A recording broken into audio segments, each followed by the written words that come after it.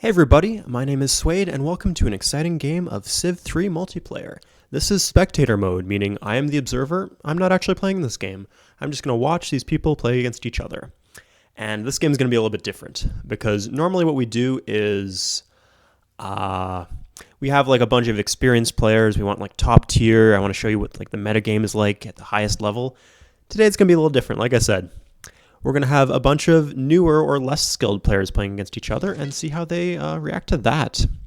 So to make sure new players, they play a little slowly. They don't grow as fast. And so because of that, I put them all quite close together on this map. And so we're going to see what kind of effect that's going to have. So first things first, let's look at the teams. We have Xeon, we'll just call him Moby, Music Freaks, and Pixel Husky against the other three. So the other three are Iroquois, Vikings, and Germany against Greece, France, India, and the Indians. Sorry, India and the Dutch. So right off, we're going to see Pixel Husky's right in the middle here. So we'll see how he's going to be able to adapt to that pressure. Yeah, I'd say based on the spawn locations, I mean, see what happened was last game was a 2v2. It was Rookie and Fluffy against Xeon and Music Freaks, and Rookie just absolutely crushed. Him and Fluffy were on Discord together, so they had like a really good synergy. So for this game, we like put up a bit of a challenge for them. We'll see how they do by putting them against 4 players. So it's going to be a 3v4, of course. So yeah, we'll see if their coordination leads to the downfall of the French and what the enemy team can do about that. I like to give names to the teams at the start, just so I can talk to them about them in general. So if you look at the formation on the map here, it kind of looks like a fidget spinner. So we'll call them Team Spinner is going to be Rookie, Fluffy, and Aqua. And the other team's going to be, kind of like a wobbly line, like a bent line. Team Bend. So we got Team Spinner versus Team Bend. Yeah, okay, that sounds good. So, like I said, everyone spawns close together. I made sure they had pretty solid land, just because I know new players aren't as good at dealing with mediocre land. Like this spawn location right here, when I was designing the map, it was like right in the desert. So I made sure they had a lot of fish and a lot of whales and stuff like that, just to guarantee it was playable. So, opening builds. Music Freak's going for a second worker. That's a good idea, I think. And he's also irrigating, which is really crucial early on. Rookie. Is he doing the one chop? Let's take a look at him. Okay, we do have spies, so see if this works. No. Okay, we'll just embassy him then. See what he's up to. So the one chop is a way to get... Fuck, he's got a barracks and a granary out already. This guy's getting really, really good really, really fast. I tell you, he just... he literally played in Chieftain until recently.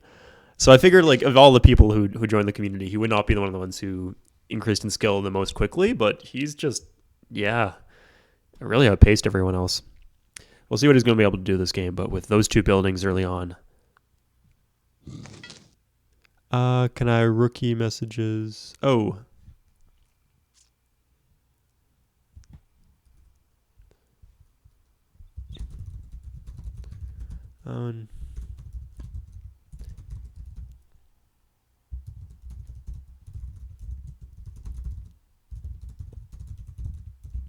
Yeah. So these are the mute functions. We call these mutes. Really, it's more of deafens. Because if I mute Pixel Husky, I can still hear him talk. He can't hear me talk. So we should just switch name. If we called them deafens, it would be more appropriate. But it's set in stone now, so not much we can do about that. So Xeon and Moby are interacting a little here, but they're on the same team, so Moby doesn't need to like assume defensive formations or anything like that. Oh, Xeon's doing quite well this game. He's irrigated. Yeah, he was having some trouble last game. But he's doing the right worker moves now. Normally you want to road and irrigate your bonus grasslands at the start of the game. Maybe you chop some forest sometime, but the highest priority is getting high food up and running. Often it's a trap players get into where they'll start like mining hills or mining mountains would be even worse. Because I mean, if you're either your city's not using the mountain tile, or if it is using the mountain tile, then the city's not growing. In which case, you can't get more cities out. Okay. Ooh, that's unfortunate. Okay, so we got a settler route from Aqua. Aqua's doing a good job. I think he didn't go for a granary, but he did go for an early settler, which is also, I mean, the best of the best veteran players will go for granary first in most situations, unless they can grow one citizen per turn without the granary. But the important thing is growth, and settler will get your growth out. So that's good too. Hmm.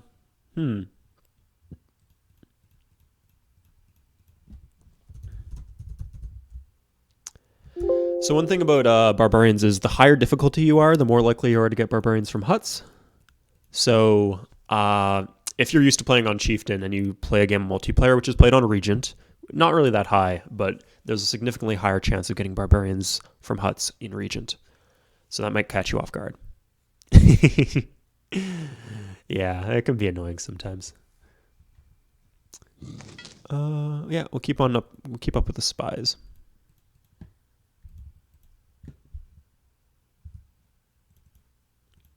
Just so we can see what people are building. So the spies are annoying because they have the first time you try, they have a 33% chance of failing, and if you fail, you can't try again anytime soon.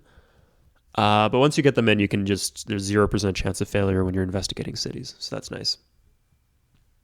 TW must mean ironworking, I think. Unless it's like titanium working. He's in the postmodern era already. Okay, I think it's safe for us to start teching ourselves, and we can see where the resources are on the map.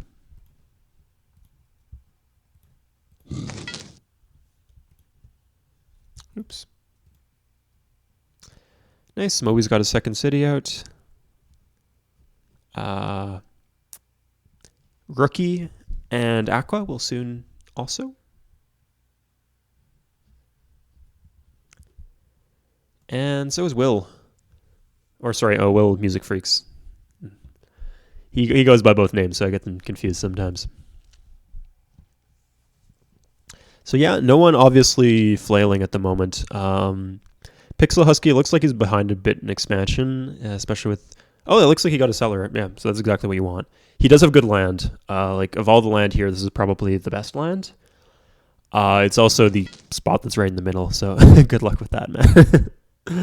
Surrounded by Team Spinner. But yeah. So Fluffy, he did well last game. He focused a lot on military, and he was pretty successful with that.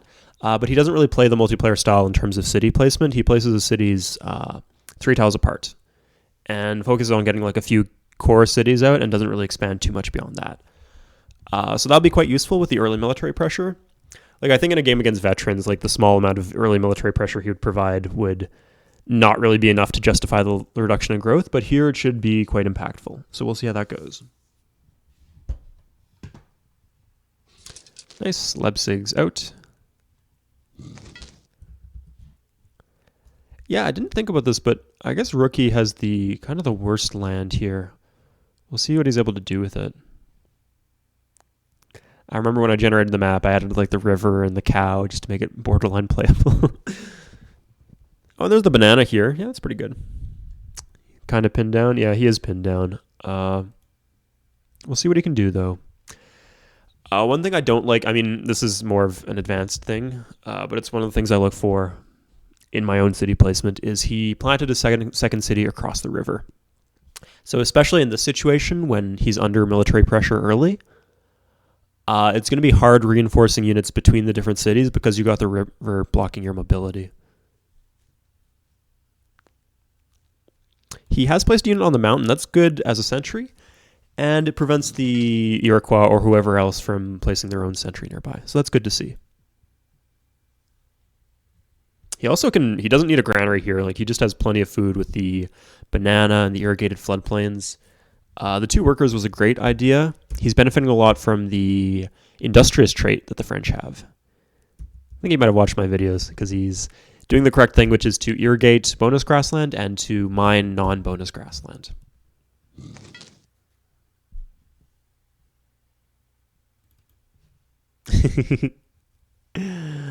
Yeah. That's okay. Yeah, he is seeing a little pressure from all sides. Yeah, here comes Fluffy. We'll see what Pixel Husky is able to do about that. It looks like he does have contact with the Indians, so he should have some sort of military tax. Okay, people, sorry about that. We're back with the reload. So, Fluffy has taken a worker from the French, but the French did get their next city out, so that's very good. So this city will easily be able to produce 1 warrior per turn, which will help a lot. If the early military pressure prevents you from planting your 2nd or 3rd cities, then you know you're in trouble. But I think you should be okay here.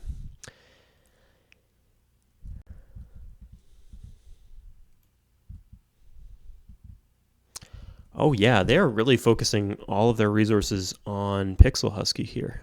We'll see how effective that is. I think because it's a 4v3, they need to do a little bit more than to just constrain him. They need to either completely take him out of the game or kill him. So I should explain a bit about the scenario we're watching. This is the QC mod. It's basically an accelerated version of Civ 3 multiplayer. It's designed for multiplayer.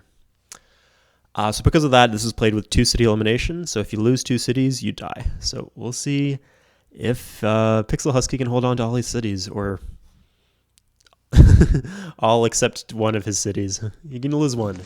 If you lose 1, you're fine. If you lose 2, you're just destroyed from the game. And I'll link a video in the description talking about, that explains the differences of the QC mod if you guys are curious. So music for exec here is actually kind of pushing towards Fluffy, which is, like, Fluffy went for an odd city. Normally you want to expand, like, your first ring and then you go beyond that. Oh, maybe he's trying to lock down this iron. That would make sense. Because I don't think he's not in a position to, if he builds a city here, for example, he's not in a position to defend that city. It would also just be kind of a crappy city because there'd be no food. Like, that you can't get the floodplain tile from there. It would be on a hill. It would be a great defensive city eventually. It's just not one he can defend at the moment. And he doesn't have roads in that direction either. Okay, yeah. So he's kind of gained control over his own territory, which is good. Oh, nice. Good for him. And that's why he was guarding this tile so much, because it's the iron. So maybe he'll be able to secure that for himself pretty soon.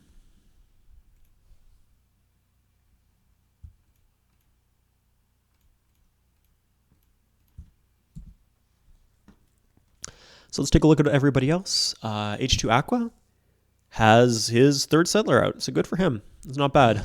Moby also has 3 cities. He's doing, like, kind of a old school style. More recently, we've realized that the metagame style is, like, the best way to play is to plant your cities hyper close in QC. But he's doing the old school style where you do 3 tiles apart, and that's working for him here. He's a skilled player in that style, so he'll be able to make it work for him. Yeah, 2 warriors. I mean, against a swordsman, that's going to be really difficult. I wonder what he's going to do once he sees that. Yeah, that's a lot of swordsmen already. I wonder if did he upgrade, or did he just build these 1 per turn?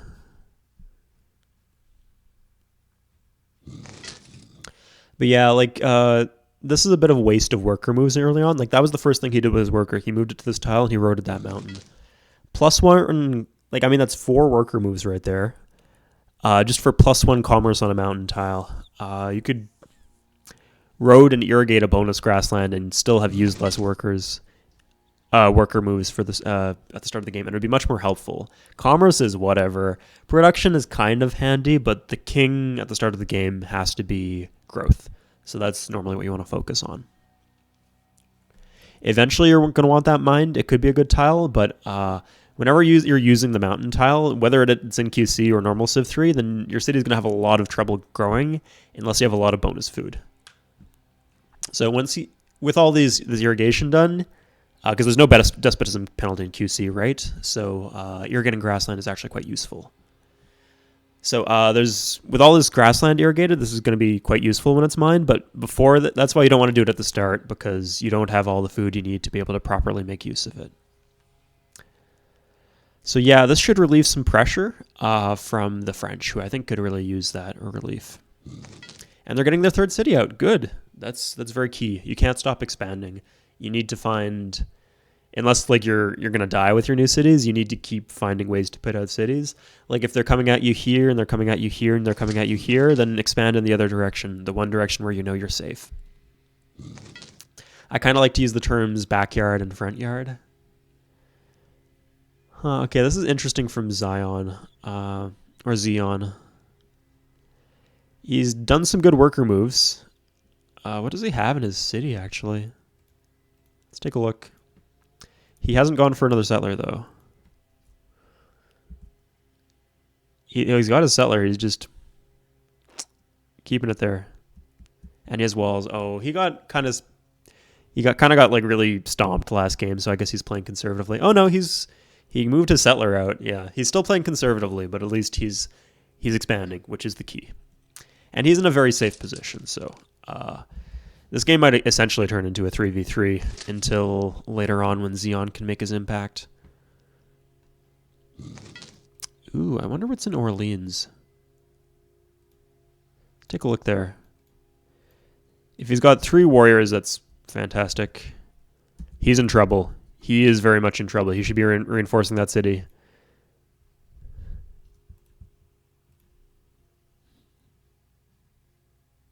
You got your veteran warrior.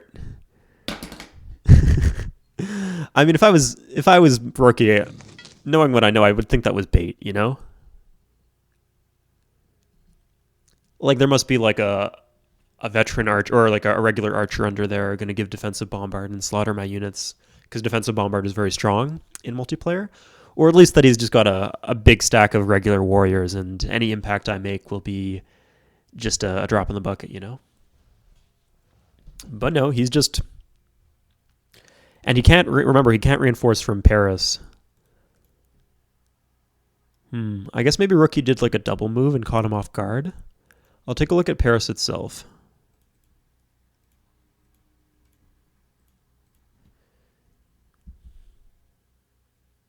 Okay. I mean, that will produce a spearman next turn, but... Orleans... Hey. Yeah, still going. I mean, he has so much food here that he doesn't even need the granary. Like, he's got 10 food per turn. That's enough.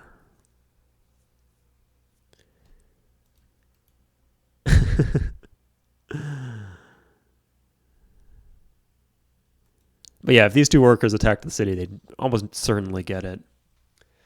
I mean, it's about 50-50 that they... Okay, he should at least block this tile off. Yes, here. Party, yes, here. Hey. Oh, that's great. Nice. We got Delhi.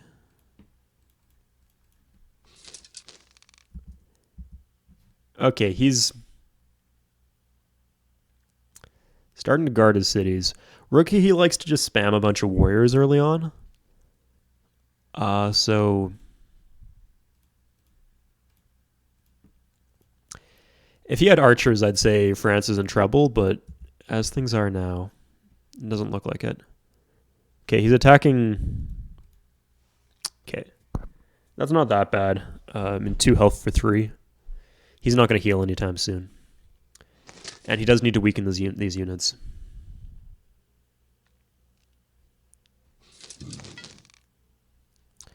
But yeah, Pixel should be focusing on military. We'll see what he's doing in U there.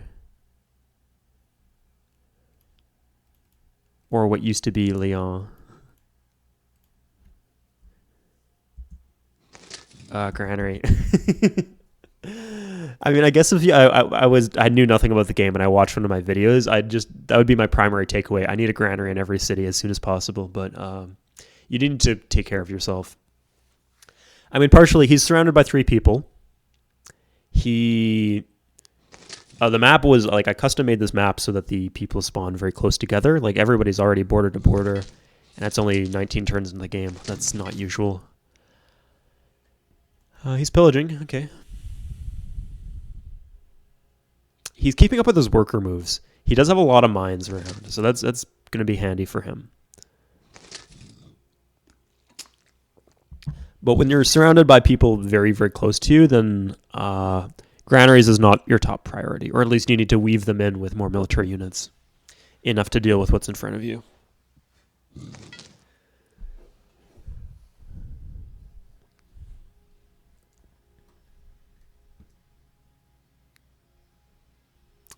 But yeah, that's a good idea. I mean, I think if he just went for a quick upgrade of all his warriors, that would be very handy for him, but he does need the ability to build warriors, so it's probably good that he's not hooking it. Jesus, somebody's like mowing the lawn outside and it's driving me crazy. I hope you guys can't hear that, because, yeah, I don't know. I just moved into a new house, so things are changing. I thought I had good enough internet to stream, but that's not the case. But clearly I have good enough internet to host this game, run it on spectator mode, and record this video. We're not having any no, there's no frames dropping or anything like that. Good. They're making progress on techs. Yeah, Rookie's getting good at harassment. He knows what he's doing.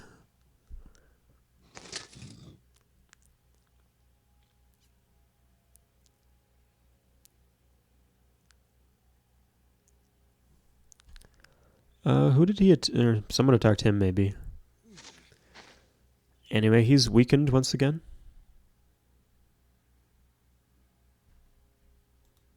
Two archers. Ooh, we'll see how Pixel Husky is going to deal with that. Moby's getting big.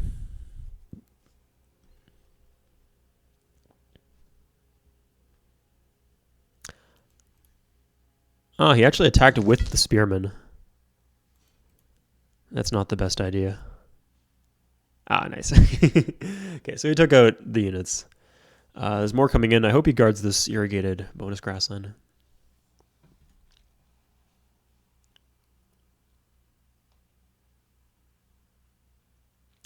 I'll just make sure he knows what the teams are. Team Bend. So.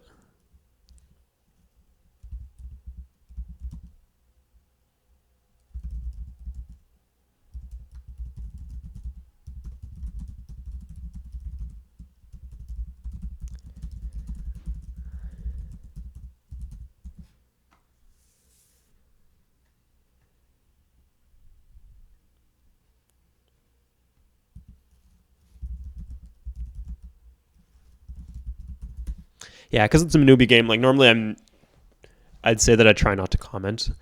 I usually do kind of comment a bit. I probably shouldn't, though, to, like, not disrupt the integrity of the game, you know? But it's because it's a new player game. Like, I'll answer whatever questions they have and help them out if they ask me or if they ask each other. Okay, so Iroquois are doing quite well in terms of the numbers of cities they have. They need more workers, though. Like, look, France got pillaged, and he has more improved tiles than the Iroquois do. Yeah, this is good. This is where you want to be.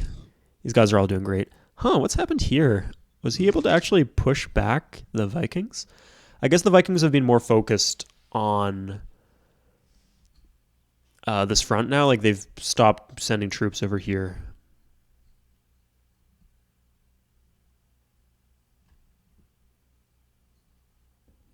Oh, and the Greeks have started... Oh, nice. They've secured this iron for themselves. Or not secured it, but they've at least blocked the Germans from getting to it. And they do have their own iron, so it doesn't really matter if they... they don't actually need... Yeah, a lot of settlers coming out from him. That's the thing about QC. You need to, like, get the snowball rolling as quickly as possible. Like, just use all the resources that you have, all of your worker moves, all of your production, all of your growth, and just channel it into growing as fast as possible. with some exceptions. If you're like in a position like France here, you need to play more conservatively.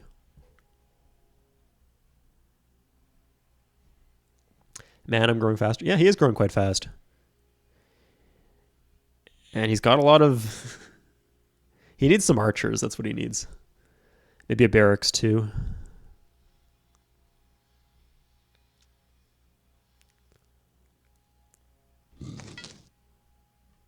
Yeah, he's like attacking across rivers. He's not taking favorable trades. Like, I mean, this is... It's a warrior on flatland. This should be pretty easy to take favorable trades against. But he's not building archers, basically. Okay, yeah, he pillaged. I mean, I think Pixel can take that. Like, that's not irreparable damage, and he's invested a lot in his future by building those granaries, which wasn't the right choice, but it will pay off, you know. If he can survive in the meantime, he'll get some returns out of that.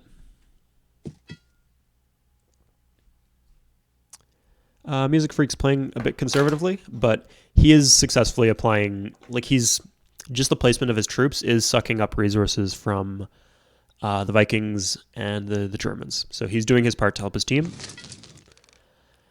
Xeon is not quite there yet, but I'm sure he's working on it. Let's see what he's actually building in his capital. He's not building a wonder or something, is he?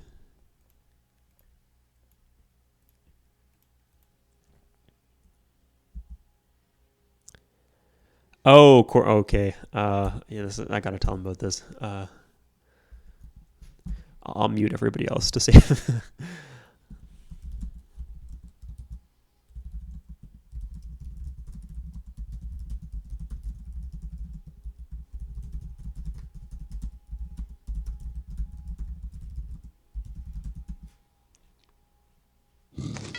Yeah, I think what he did was he wanted to go for he wanted to like not expand because he was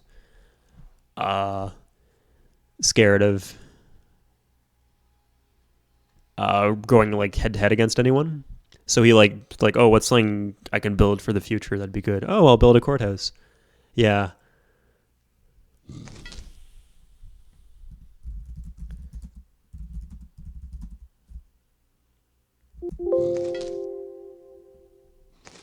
Yeah, that's something very, very common I see. Whenever... I mean, there's two things when someone says they're having trouble in game and they send me one of their save files. The reason they're always broke is because of unit support. But the second thing I always notice is that they got a courthouse in their capital, which does nothing. So the main thing of propaganda, like it also provides propaganda resistance, but the big thing about propaganda is you can flip cities using propaganda, but you can't flip a capital. And there's no corruption in your capital because you got the palace in your capital. I mean, look. No corruption. I get all the commerce. I get all the shields. Iroquois to the south. Yeah, he's being communicative. That's very good. This is very dangerous. There's actually... He actually can't see these archers because the forest is blocking. If he had a road there, that would be less dire, but... Yeah, okay, he's got 3 workers. That's good. He can afford to lose that city, I think. But as soon as he plants the city, then both him and the Vikings will see each other. So the Vikings are doing quite well. I mean, this isn't a very good city for growth or production, but they have 3 good cities up and running. The Ivory especially is, like, you get +2 food from Ivory in QC. That's just to make plane starts a little better, so that's... a good city for him to have. Like, this is 2 production, 1 production. It's great.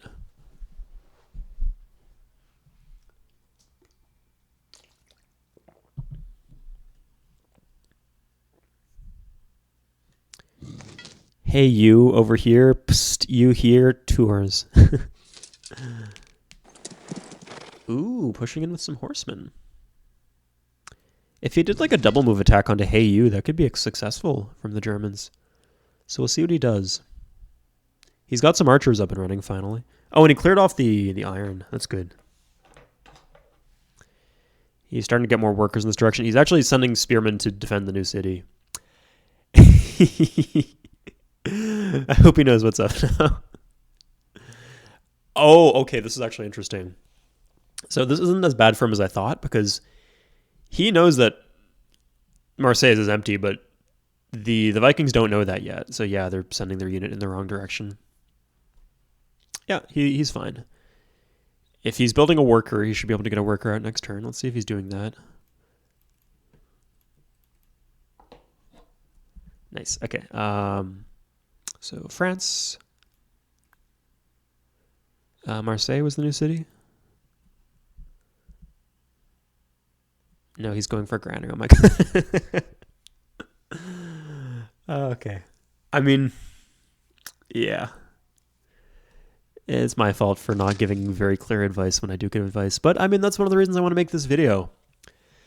A granary focus is very important, but you do need to protect yourself if you're in a dangerous position. That's the first priority. Especially with horsemen coming out. Yeah, we'll see what he does, but again, they don't know how loose he is with protection of his cities. So that's the imperfect information thing about Civ 3. It adds a lot of... Oh, 2 more cities. That's good. And another settler. Yeah. The imperfect information makes things very interesting. It also makes it so that vision is very, very important. And so that's why I talk about the importance of having sentries and scouting your enemies, harassing your enemies, like putting units on enemy mountains. Like having this right here is very useful. And these two, of course. Things like that. Okay, so India is finally getting into a position where he's going to kind of cut off the Iroquois from being able to attack the French. So he's covering the southern French flank, which is going to be very useful for them. Another thing I wanted to talk about here was building granaries is good, but you don't want to hard build them. When I build granaries, I usually either chop them or almost exclusively, yeah. Like about 10% of the time I'll chop them. Most of the time I will slave them. Like 85% of the time I will slave the granary. That means using hurry production to get the granary out. So normally I'm not super aggressive in advocating that in like my new player videos and my new player guides. It's a very useful thing to do, but the issue is that you need to manage your population, because if you grow too much, then you start running into unhappiness, and often new players don't know how to manage unhappiness. They might not even know about the luxury slider. So in that case, they'll start using entertainers and they'll just fuck themselves. So for that reason, I don't super advocate slaving the granary, at least to hyper new players, but it is a testament of a strong, like, developing mid-tier player being able to do that. Yeah, I mean, it's kind of like... it screws you from both sides, because not only your city grows faster with the granary, so there's more unhappiness from that, and then slaving itself actually produces unhappiness. So you get unhappiness from 2 sources. So you better know how to be able to manage that if you want to be doing okay. So the way you manage that is you use the happiness slider, and also you just build a bunch of warriors. And warriors act as military police. So the key thing there is if you're building a ton of granaries and you're getting a ton of cities out fast, and then warriors are so cheap that you can just build them into your new cities. Ooh, yeah, he's in trouble. He could probably retake that. There's only 1 archer in there. Honestly, I'd just probably attack with the spearman if I was him.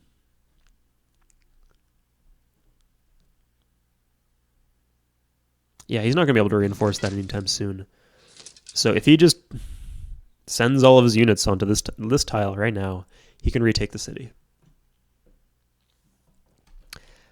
Depending on what Rookie does, Rookie's kind of pushed into the iron. He seems more concerned with his northern front.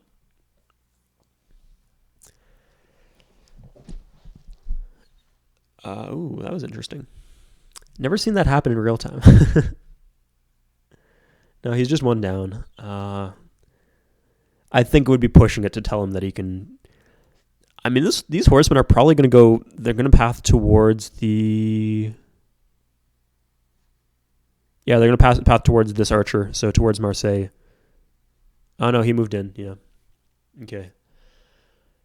Because having that unit in the city means that the archers will get defensive bombard, and defensive bombard is very strong in multiplayer due to a bug. So he will be able to hold off quite a bit there. That's not a dramatically bad city to lose, though. Yeah, everybody's got barbarians up there, guys. We'll see how people manage. Yeah, there seems to be a poor music freaks. Yeah, so there's like... Oh no, I went northwest. Wow. I mean, the real winner here is Rookie, because he's not taking any of the barbarians. Anyway, so what I was saying was what happens is that when 2 players enter the medieval era, then barbarian stacks will spawn in every barbarian camp. And I think what we just saw is new barbarian camps will actually spawn when that happens. So yeah, people are going to lose a lot of gold here. He got rid of the camp, which is important. Like, it drives me some crazy with some new players when I'm watching them play multiplayer that they'll just like... There'll be like a camp right here with just like 2 barbarian units in it, and they'll just leave it there. And it will continuously spawn units and fuck them over and fuck them over and fuck them over. And they won't just like take their warriors out of the city to deal with it. You do get a massive bonus against barbarians, so if you can kill the camp as soon as you can. That doesn't always apply if you're playing on Sid difficulty or whatever, but yeah. So Moby's growing pretty big. Yeah. Okay, both civs are... both teams are reaching the next era about the same time. His infrastructure here is improving. He's about to get iron. They do get a free tech from Will, assuming they have contact with for the music freaks. Sorry. Oh, he's pushing in with some swordsmen. That could be handy. I mean, I think with all these barbarians and the lack of roads and Will pushing, or music freaks pushing in from the top, Pixel Husky definitely has room. Like, he has a window where he can try to retake Marseille. We'll see if he does it, but... Okay, Iroquois finally have a second worker. They need more than that. Especially with... I mean, plane starts are weird because to fully work a plane start, it actually requires fewer worker moves than most other starts. Like with grassland starts, you're going to want to do a mix of mining and irrigating, and mining is slower than irrigating. But with plane starts, you only do irrigating. So it's to get all the work done completely, it's actually quite fast.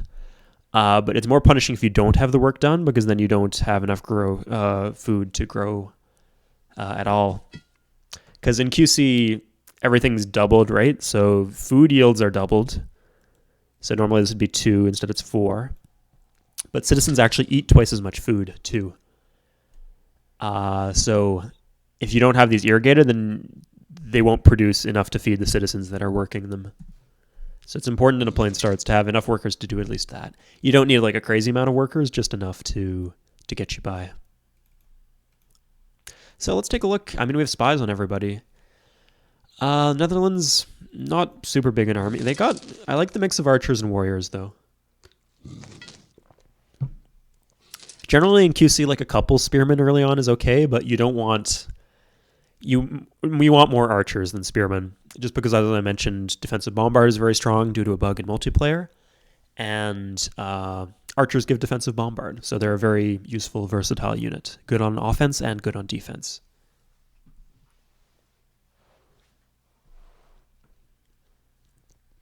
Okay, let's see what else is going on. 4 workers, that's not bad. 13 workers from India. Yeah, that seems about right. I mean, he's got, what, 4, 5, 6, 7, 8, 9, 10.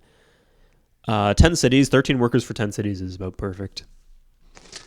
If anything, you could use a couple more. Aren't we supposed to be able to trade maps by now? Yes, at engineering. I'll tell him that.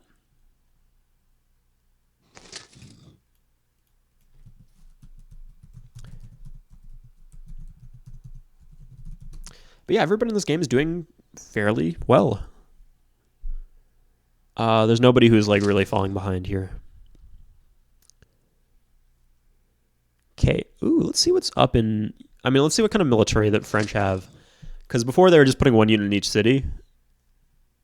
It seems mostly like that, plus a bunch of archers. He should have planted here. He's pushing south, kind of.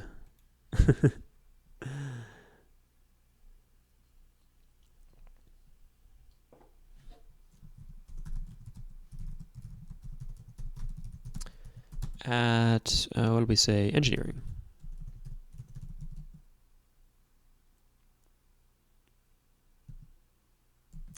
So in regular Civ 3, you actually have to wait, or Civ 3 Conquest, you have to wait until navigation. So in QC, you get engineering, which makes it a lot easier to coordinate team play and that kind of thing. The one thing here is, I don't know if Will or sort of Music Freaks has contact with India. He did build a boat at one point. Yeah, it's heading down. But if France dies, then they might not be able to. Did you make this mods? No, kinda.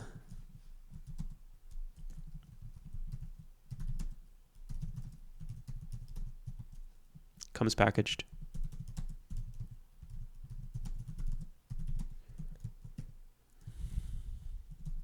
Me.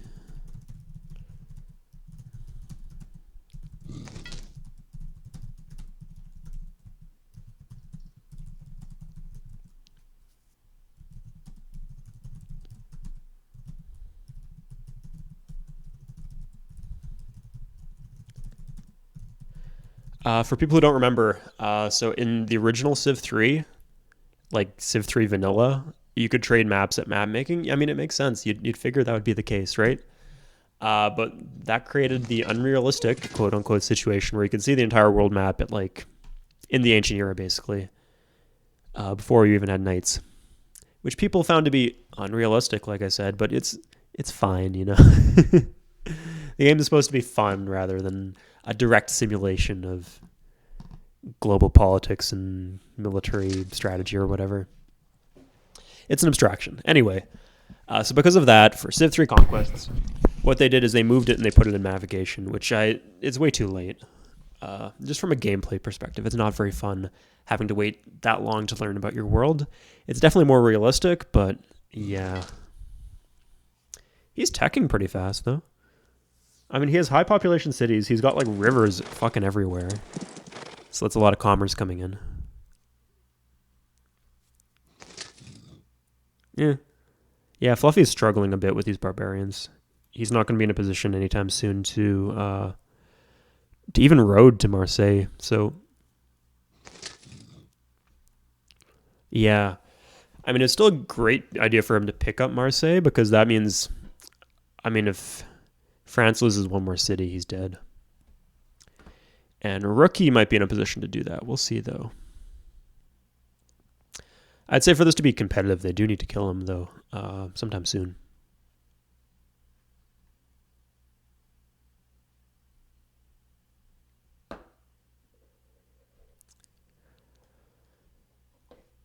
Yeah, he is one of the primary. I mean, I guess Greece and India could probably attack pretty decently, too.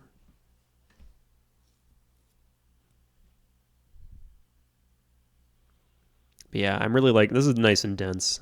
He's kind of pinned up against the coast here, so he can't expand too far. I'd like to see maybe a couple more cities, maybe one down here. This would be a great, like an offensive plant. Same thing with this, if he's feeling confident. Oh, he's pushing forward. That's insane. I mean, there can't be more than like a spearman and a warrior in Marseille, right?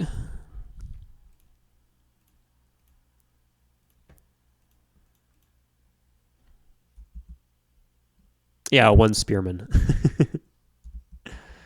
He's going to grow. That'd be nice for him, I guess. If he slaved a temple, he could take control of this road, which would be handy. But yeah, let's see what kind of military... he's still only on 6 archers. What's he doing then? Let's see his capital. Does he have a barracks finally? Oh, he's doing Oh, that's... This is so greedy.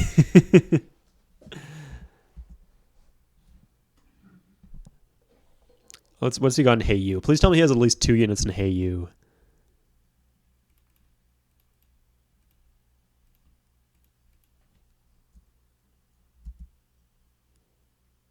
Oh yeah, he'll be fine.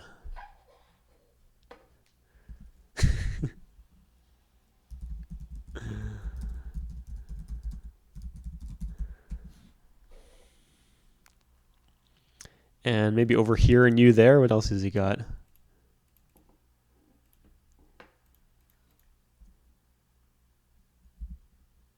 Another library. Yeah, that's...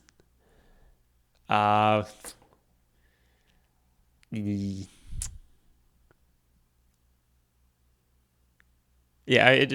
staying alive will help better. Well, you just need a unit to guard your iron, or you're going to use that iron.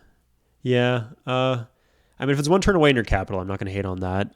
I'd definitely finish it. I wouldn't switch off it, but over here, I'd definitely switch off it. So how many horsemen do the Germans have? They have 11. Yeah, they could just kill right now.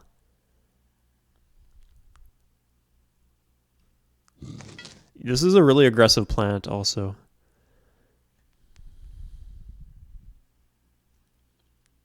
And it's good he got the city out. I mean, with one spearman, that should be pretty safe. Oh, nice. He's got his swordsman. Good.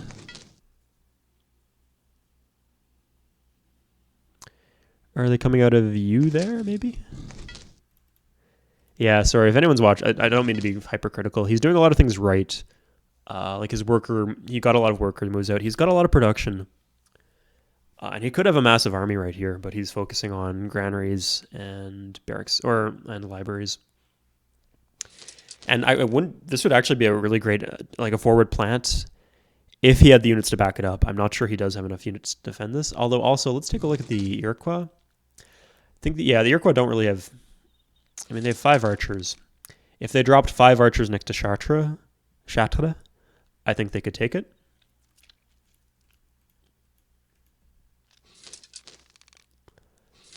But I don't think he's that organized.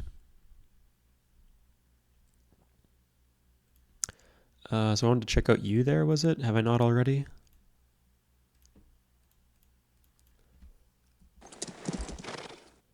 I was going... Yeah. Yeah, you don't want this many buildings in QC.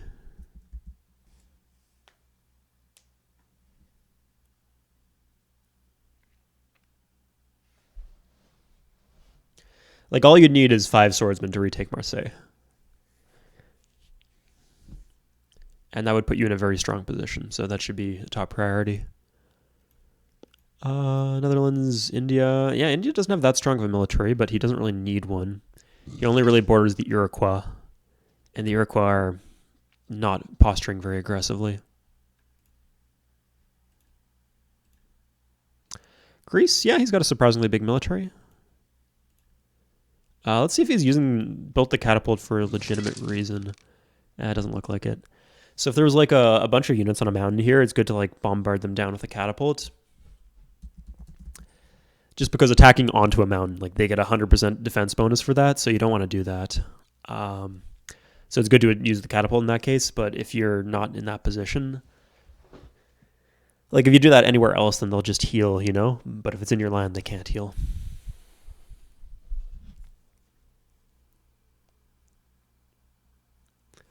Normally chivalry is the top priority. I wonder what they got as their free tech.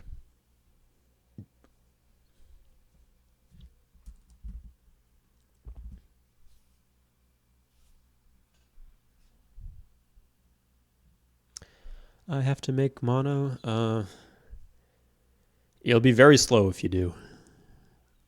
I think he had like 20%.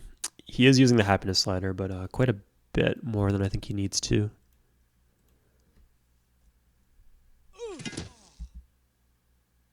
Yeah, 40%. I'll tell him maybe.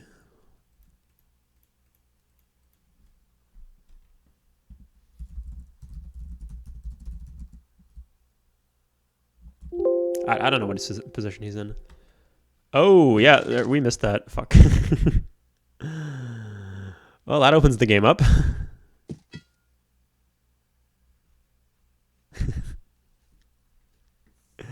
Nice. Yeah, no, that was very well executed. He built a stack of horsemen, and then he did what I think was a double move.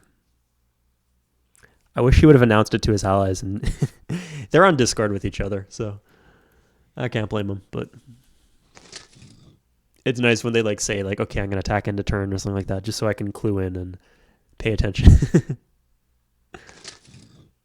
We'll see what Moby can do now, though.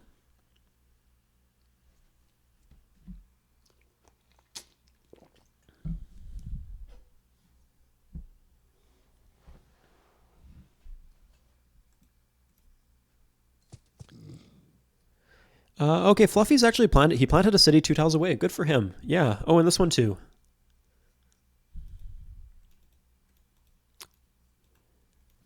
This one is not on a hill though, and there's no walls. So I'll check out what's in Copenhagen.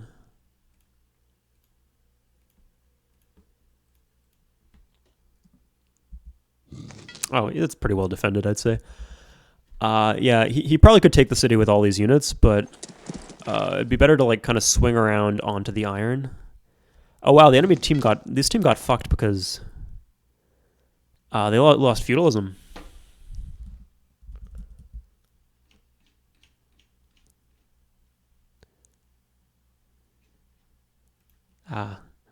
No response in chat. Yeah, he was mostly doing quite well. He just needed to focus more on military than on buildings.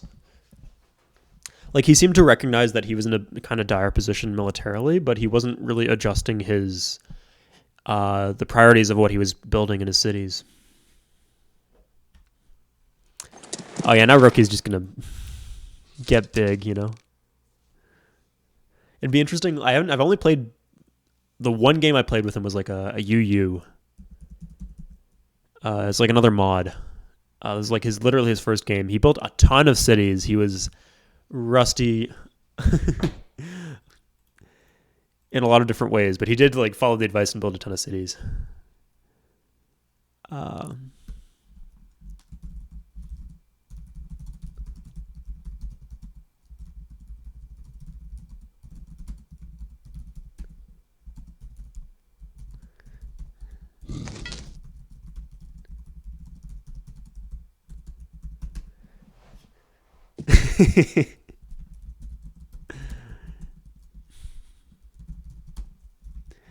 Yeah, just YouTube won't be quite as impressed because we didn't get to see your grand strategy play out in real time, you know. But I can tell you what happened. He waited until the turn timer had almost expired. He moves a stack of horsemen onto this tile. The turn ends, and then he does a stack attack. So the stack attack is these two commands. So you can do Control X is all units of the same type, or X is units, all units. X click, and then you click on the city, and that will like queue up all the attacks one after the other.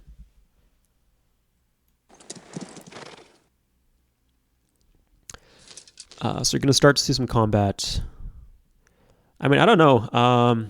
Depending on how they are in tech, Moby's big. I think with elephants, he could have a good game here. Pretty much is going to be divide and conquer. Like once he can just kill Iroquois first, one at a time. Or he can start with Hey You.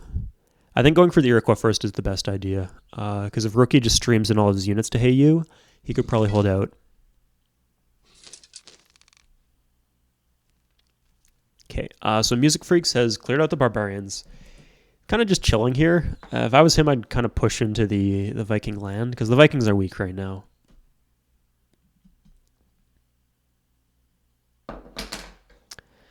Oh, there's another disadvantage to planting your cities further apart, that dealing with barbarians becomes much harder.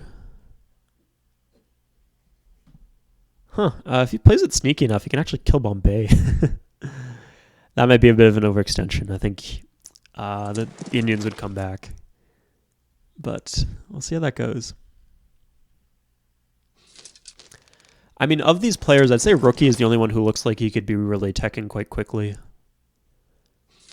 Yeah, he doesn't have enough roads. He doesn't have enough roads and not that many cities. And the cities he does have are more corrupt because they're further apart. Okay, nice. You see the Indians pushing back here. It's interesting that there's a direct pipeline between the two because of the roads.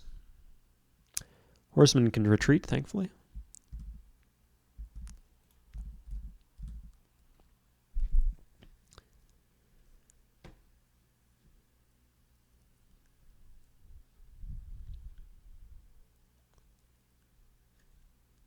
Yeah, we'll check out the Iroquois. Yeah, they need more than 2 workers. Like, they're doing great otherwise, but you need more than 2 workers. You need at least 1 worker per city, probably 1.5.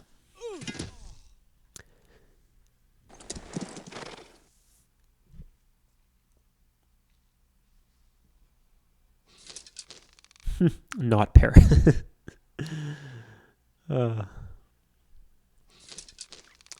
Was it, I think it was Bismarck who, during the Franco-Prussian War, he marched into Paris and sued for peace. So this is appropriately not Paris. Oh, great defense. Urki might be, guy's like a prodigy. He's playing quite well.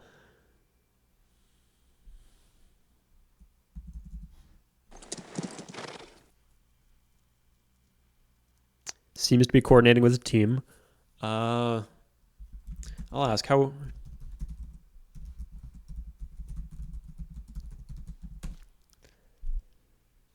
Yeah, I think they lost contact with the Greeks. They did get the free tech. I assume they had plenty of time to get the free tech from the Greeks because the Greeks are scientific.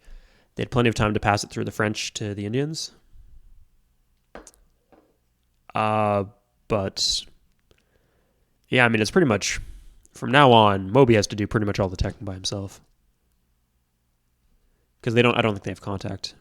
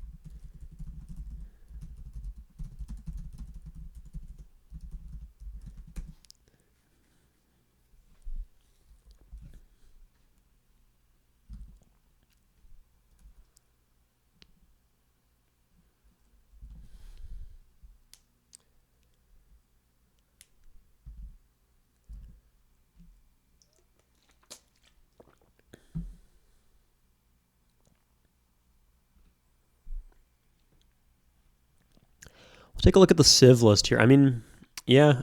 So in this scenario, the Germans get their golden age with like the knight. They just have a knight that just is the same as any other knight, but it triggers a golden age for them.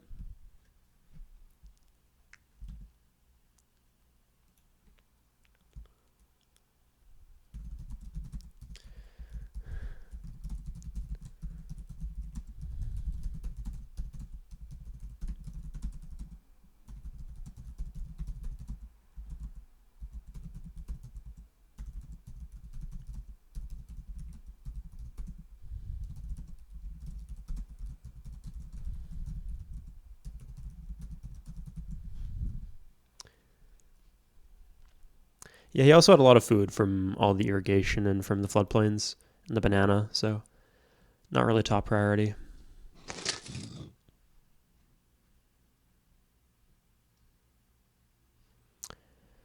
Huh, I wonder how much is in Hyderabad. Because if you just stacked like 10 swordsmen or something there, 3 archers, and let's see what's in Cataragus.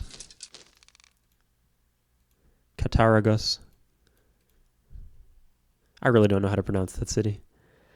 Okay, yeah, that's not bad. Finally getting some more workers out, that's good. Yeah, his cities are just capped in growth because they don't have enough tiles to work. But yeah, he could just drop his units over whenever because he's got this road here. So he could just wait till the turn time is about to expire, move his units, and then start of next turn, hit the city. And they have no iron. The Iroquois have no iron. They got one here if they rode to it and down here, but not at the moment.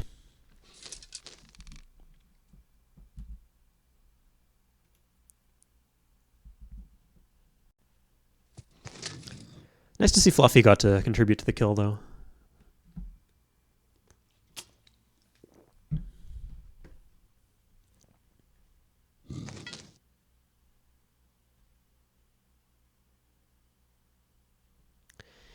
Yeah, like sometimes you like watch a new player play and they just like seem kind of lost, and that doesn't really seem to be the case of any player here. They seem to know what they've been doing. They're like accomplishing things. They're running into challenges, but they are finding ways to solve them. So I'm liking what I'm seeing. The one exception might be Xeon. Like he looked a bit lost at the start, but since then he's kind of come back and he's reestablishing himself, and he's pushing his expansion towards the Iroquois, which is going to be key. We'll see if he can contribute militarily later on, especially once he gets his golden age. I think he'll be able to like pump out a few knights, which would be useful for his team.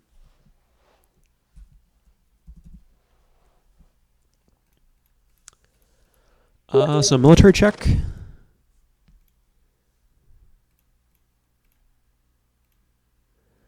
12 archers, 12 horses, 10 warriors. That's good. More of a balanced military now. No, doesn't really need much more than that. Ooh, 10, 11 swordsmen. Yeah, he's trying a lot of different things, but focusing a lot on swordsmen. I like that. It's always good to have more archers in the mix, but he's not like... I mean, archers are good when you like expect to be like doing a lot of back and forth combat because they're very versatile. But against barbarians, I'd say swordsmen are probably better. Swordsmen or horsemen. Horsemen are great against barbarians because you can kind of like isolate the camps and kill them. Iroquois, just a mix of archers and spears. Scandinavia's military is small, but he's got some high-tech units in it. And of course, Germany. Oh, Jesus Christ.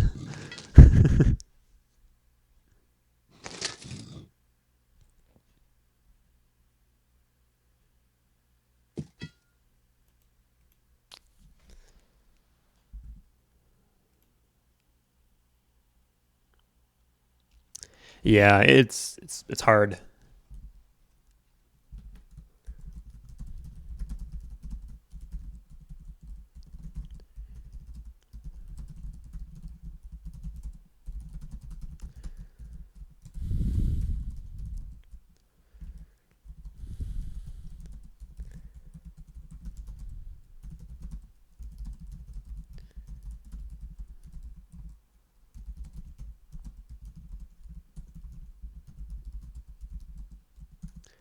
But at the same time,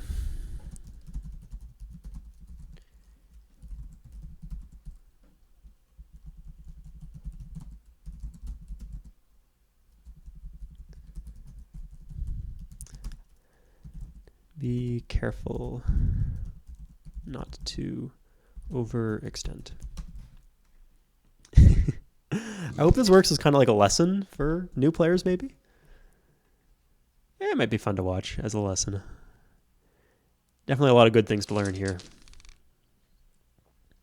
But I'll notice, like, I'll point out the things that Moby and Rookie did right.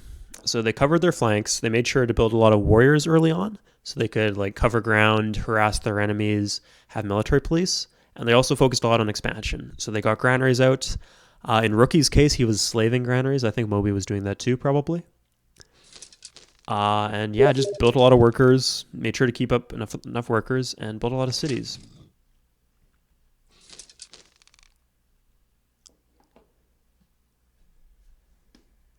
I think maybe Music Freaks is a bit scared of expanding over the river because of the reduction in mobility or something. Because it's kind of like along here. This is a good city spot right here with the 2 bonus grassland. And it'd be fantastic if we could get one here, just because it's on a hill. Extra, like you got to guard yourself against Germans. You might as well do it. How is India so fucking good?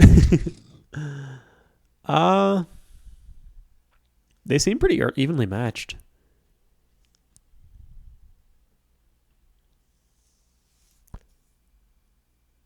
He's high in score. I'm wondering why that is.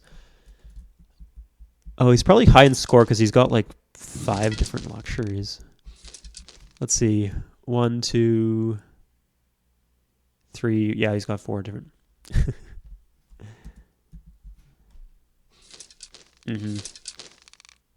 So more luxuries equals more happy citizens, and happy citizens give score.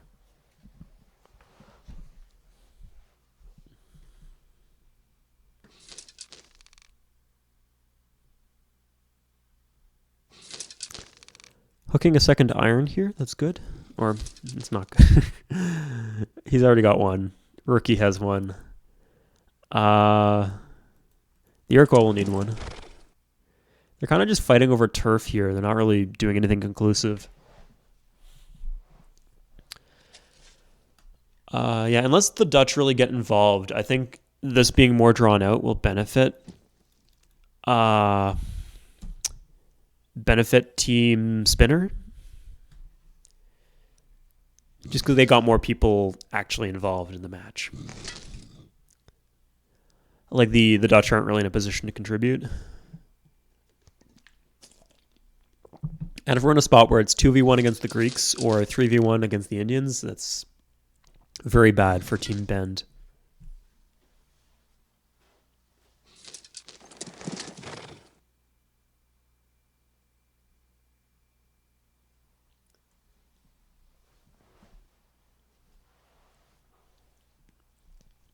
So let's take a look out for wonders. Nobody's building. Okay, a bunch of people are building wonders. Generally, not a great idea to build wonders, unless you really know what you're doing. What do we say? Mach Chunk and Grand River. Let's take a look. Because sometimes people just accidentally start building.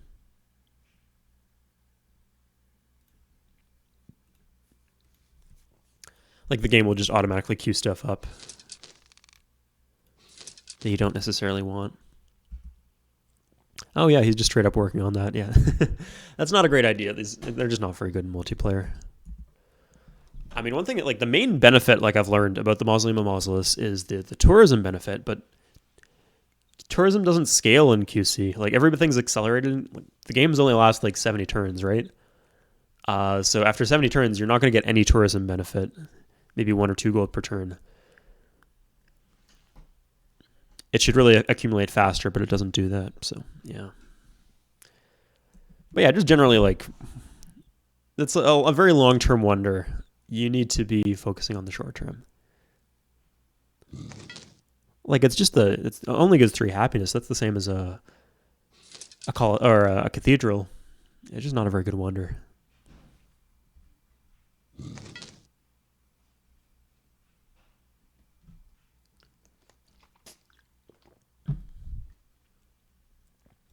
So more combat here, going back and forth. Ooh. This is unguarded.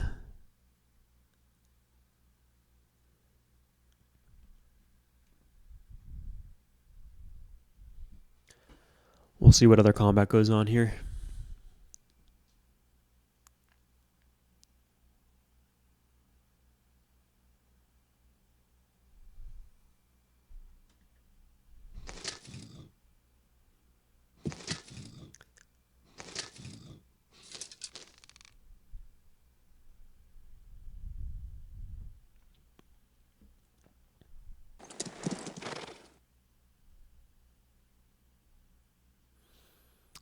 Okay, he's got a settler. This is kind of far, but that's fine. Nobody here seems to be allergic to planting their cities 2 tiles away, which is the important thing. Like, there's some people, maybe they come from Civ 4 where it's forbidden to plant that close. Or they just watch with the AI, because the AI will never plant 2 tiles away. And so they watch the AI and they decide, oh, that's not something I should do. You need to be prepared to plant. I mean, I like to say that there's 2 meta strategies in terms of city placement.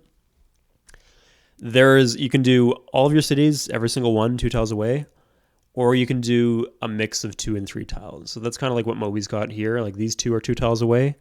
So when I say 2 tiles away, I mean like 1 tile in between. And then these ones are 3 away. These are 2, these are 2, yeah. And then you can do this. Both of these are viable. This is definitely the superior one, in my humble opinion, knowing a lot about the game, but you can do a lot of work with this. I've never seen anybody do very well with the game unless they build some of their cities 2 tiles apart. We built some units. So Moby's actually German, and Rookie is also German. It's a shame they're not on the same team. I mean, if they're on the same team, they could crush.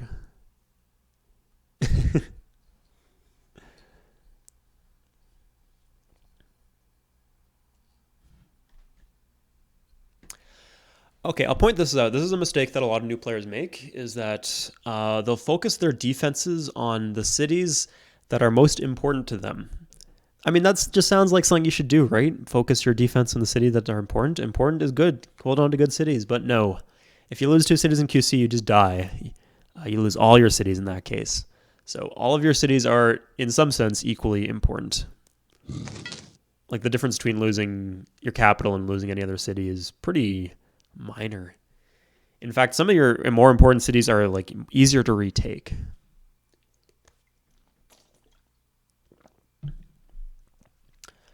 But the second thing is, you should be prioritizing defending the cities that are most likely to be attacked. Nobody's going to attack Amsterdam. Who's going to attack Amsterdam? Your ally? Is your ally going to attack Amsterdam? Are the Iroquois going to like send a boat over here and like sneakily move up? But then you'd see them before they actually got. They'd have to like have their boat. They'd have to go over these sea tiles, right? Risk a 50-50 chance of losing their boat. Then go here.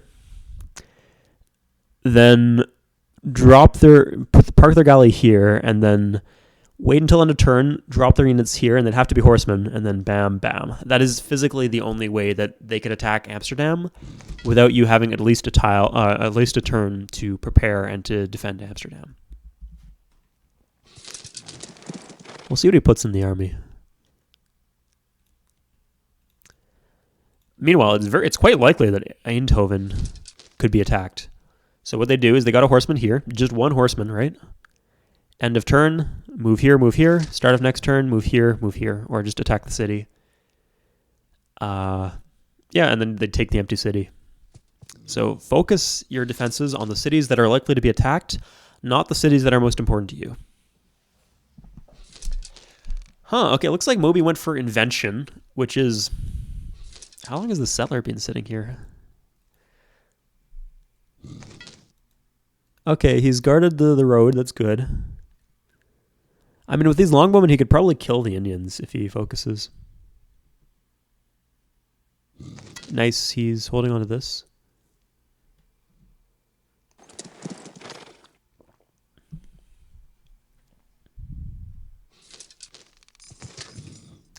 Ooh, you got a boat coming out here. Things are getting spicy on this front. Oh, and he's roaded over here. So the key thing about this road is that means he could put his units here out of vision. So let's say he puts another 15 swordsmen here. He can move in with these swordsmen plus the ones in the mountains at end of turn, and then the start of the next turn he attacks the city. So that means that he can attack with a massive stack of units, a massive stack of single move units, without the Vikings having any chance to react.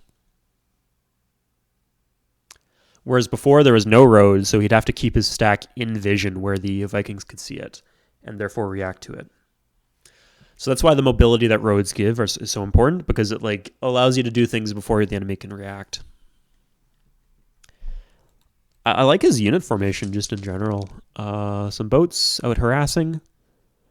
Units on mountains, it's good. Yeah. And units guarding cities against barbarians. You probably don't need that many spearmen, but whatever, it's working. And here come the knights. I would have put this army full of knights, honestly. So if you're playing a single-player game and you get a military-great leader early on, that is massively, massively helpful. If you're playing a multiplayer game, it's neat, it's nifty. It's not like game-breaking or anything. So what you can do in that case, for example, is the main use of there's two main uses of an army. The first is that you can kill units consistently and then heal up, especially against defensive bombard. Like let's say somebody has a stack of archers in your territory. You can just attack with your army. Your army takes a lot of damage, but it lives, and then you heal and you do it again. So the consistency there is what's key. You can take favorable trades easily, as long as you have a safe place to heal. On the flip side, one other thing you can do is use that +1 mobility point. So remember when I was discussing all the scenarios what it would take to attack Amsterdam? That was under the assumption that no unit on the map could move more than 2 tiles per turn. If, for example, you had an army of horsemen right here, you could go 1, 2, 3 at end of turn, and the start of next turn you do 1, 2, 3. So you actually could attack Amsterdam from a position that is if these workers out here weren't here, it would be out of vision of the Dutch. So, yeah, that's the other cool thing about armies in multiplayer. It's a small thing, but it allows you to... I mean, people kind of like base their defenses around what is possible, given that the maximum number of moves that each unit has is 2. If you can increase that by even 1, it can have a massive impact because you can hit cities that the enemy is not expecting to have to defend. And of course, that's very useful against veteran players because, like I said, veteran players, they focus their defenses on cities that actually might be attacked, that they think might be attacked. And if you... Sorry, bud. I could build like a lot of units that would like increase the turn time because it's based on like the number of players and the number of units and the number of cities. Yeah, it's based on the average number of units and cities per player. So if I built more cities and units, I could increase that, but nah.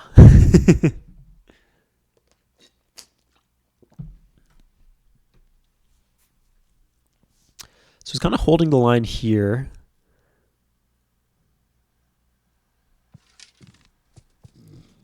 What's he doing? I don't think he's like gearing up for any significant push. He's more just like not like a big stack attack, more of like a slow push, pillaging here.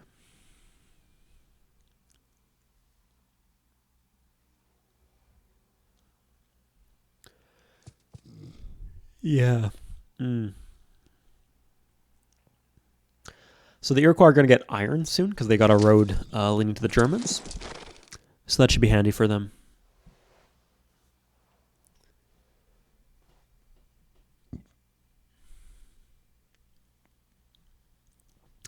Yeah, the Indians really need elephants and they need their golden age, but they're not getting it quite yet. So remember, the Vikings are the Vikings, right? They do get the Berserk at Invention. I wonder if that's going to come into play here.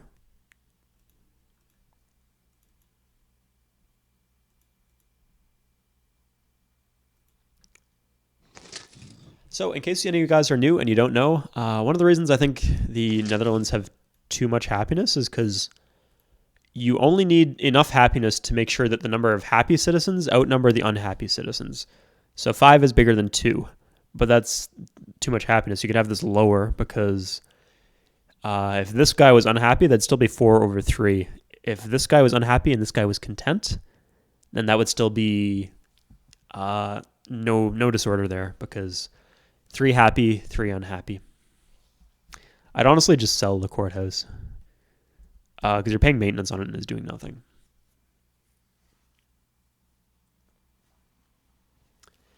Yeah.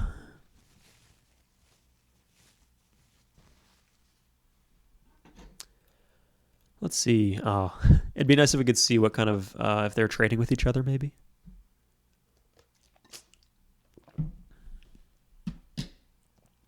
Oh, I think I know what Will's doing. He's trying to get contact with his allies.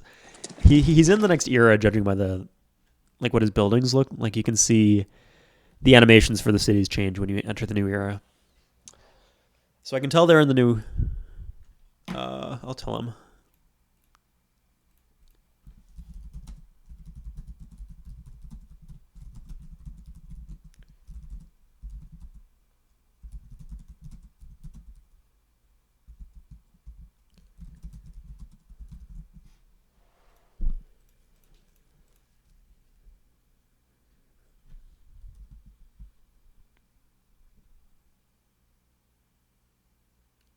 Yeah, he did do well with expansion, France.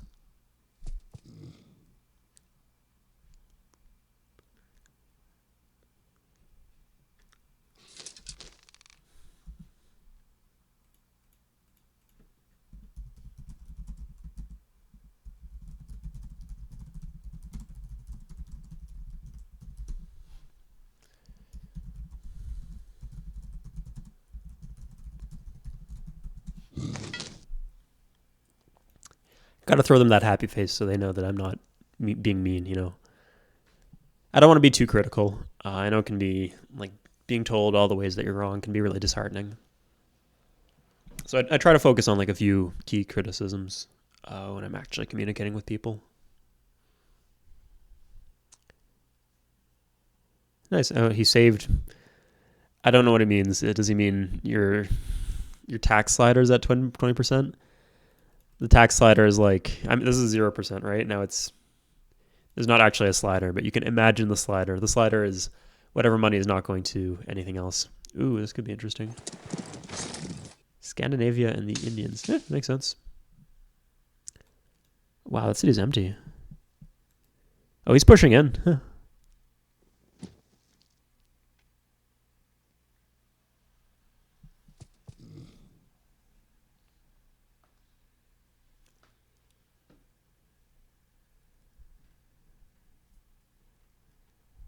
Anyway, he could also mean that he's saving 20% because he reduced it to 10. I can have a look, I guess.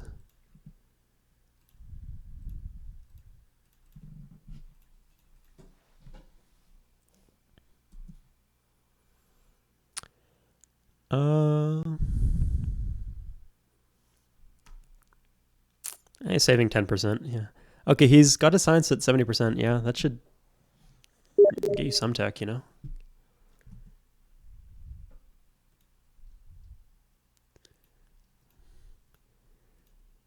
One of the players in the community was banned for cussing out other players. I'll deal with that later. So there is some issues with toxicity within the community, and we're trying to like a few days ago was a first because the other moderator just banned someone for like cussing people out.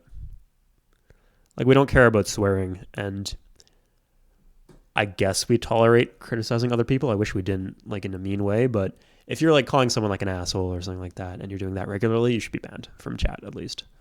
Like I know this is the wild west pretty much. There aren't a lot of people who still play with us, and so we don't have a lot of choice over who we want to play with.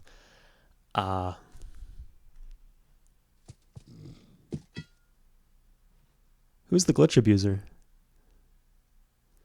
Anyway, we don't have much choice about who we want to play with, but we should draw a line at some things, which is just like genuinely like insulting people in a yeah. Anyway, I'm glad that we started actually banning people for that, and hopefully it'll make the the community less toxic. Most people are like it's weird because most people get salty, but they're also very very friendly too. So it's a weird mix.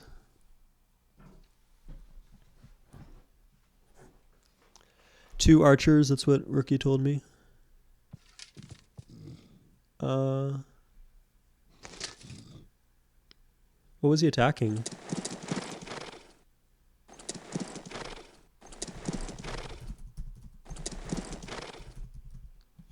Oh, here we are. Is he going to move on to Marseille? Oh no, he's going on to... Well, he can just reinforce this with knights. Oh yeah, he's getting slaughtered by defensive bombard. Yeah, there's a bunch of archers in there, it looks like. He could have taken Marseille, but Marseille would have been hard to hold. So let's take a look. I'll show you, like, that was defensive bombard right there. This is not Paris. Okay.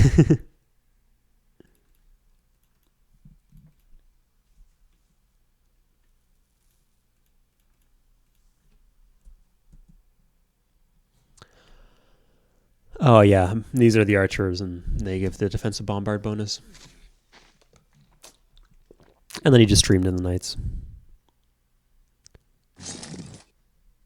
Okay. Yeah, it looks like he didn't have contact with his team. That's really a shame. Okay, looks like they're conceding. Yeah, he got pushed back on this front. Yeah, what can you do? Okay, I hope you guys enjoyed, and I'll see you guys next time. Thanks for tuning in. I'll talk with people after the game.